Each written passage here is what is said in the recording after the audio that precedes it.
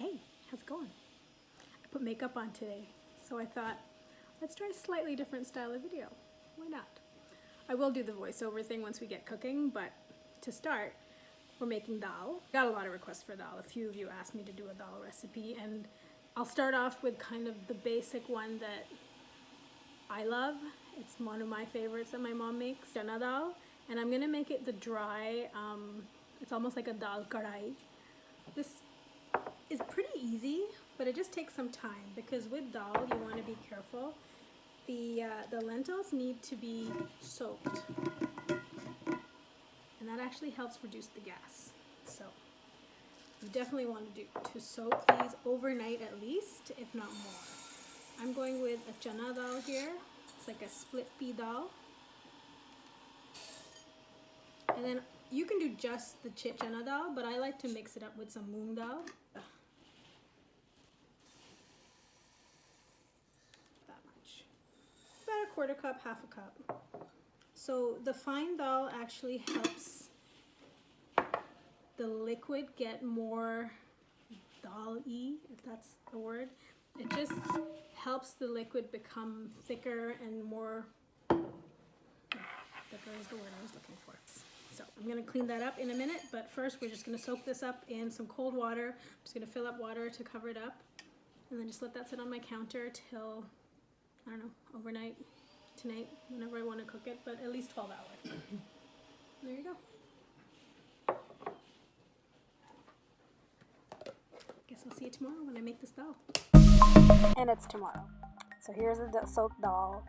You can see it's kind of increased in size a little bit. Give it a good rinse, maybe 3 or 4 rinses, and then with some fresh water we're going to start boiling this up here. So I had about a cup of channa dal and a quarter cup of the moong dal, and then I added about 4 cups of water here. That's kind of the ratio you want to go with. The amount of liquid can vary depending on how watery or dry you like your dal, and we'll adjust that later.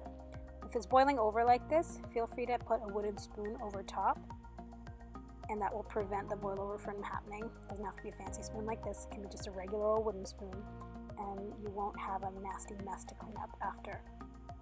Now make sure you test your dal is done before you start seasoning it, especially with salt, because that will prevent it from softening. So just give it a quick pinch and see how it mushed like that in my fingers? Perfect, it's ready to go. I like this level of water, so I'm okay with this, but if you feel like you need more water or less water, you can let it dry out or just add more water to it as you like. The turmeric here adds the lovely yellow color that you want to see in your dal. And then seasoning the salt a little bit as I go. So you'll see we'll add it in layers. This was the first layer of salt. And then with this flavoring mix that I'm going to add to it, I'm going to add more salt. And anyways, you'll see. We'll go in layers. So this is the secret, the way my mom makes it, that gives a little extra tangy flavor to the dal, and I absolutely love it. It's like a garlicky tomato, almost like a paste, like a tomato chutney that you put into your dal. So it's all the usual suspects here: onions, garlic, chilies, and a few spices, and just cook them down till your onions are nice and soft, almost till they're going golden brown, not quite. So about like 5 or 7 minutes of cooking time here.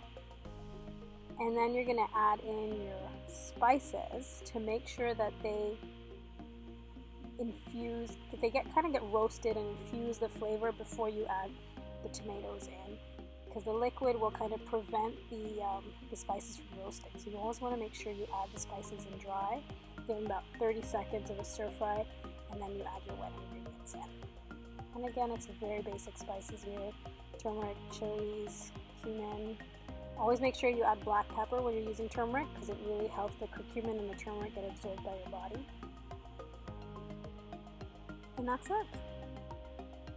Now we'll just let that quickly toast up, add some tomatoes, and then you let your tomatoes cook for a good 10 minutes, like really want it to dry out and almost disintegrate. You won't be able to see the individual, diced tomato in there once you're done. Looking nice and almost jammy. That's perfect. Adding the dal back in, and this is what it's going to start to look like. Dal karai, this is it.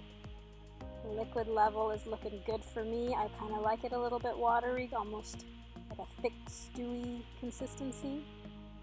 Feel free to dry it out if that's what you like. Give it a quick taste. See if it needs more salt. Yeah, we're going to go with a little more salt here.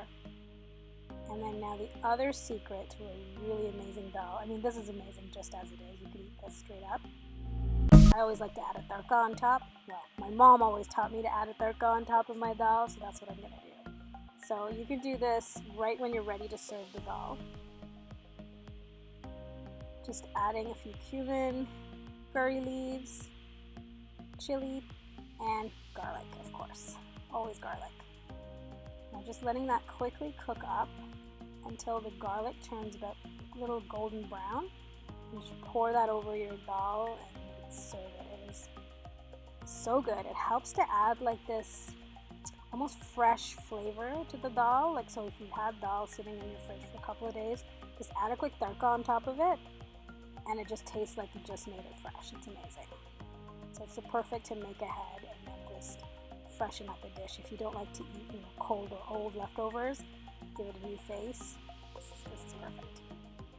And that's it. Serve this with your roti, with your rice, or just eat it straight up, however you like to have dal. Perfect. And feel free to add fresh coriander leaves on top if that's what your deal is. Enjoy. The full recipe is on the blog, roostory.com, and come say hi on Instagram. See ya!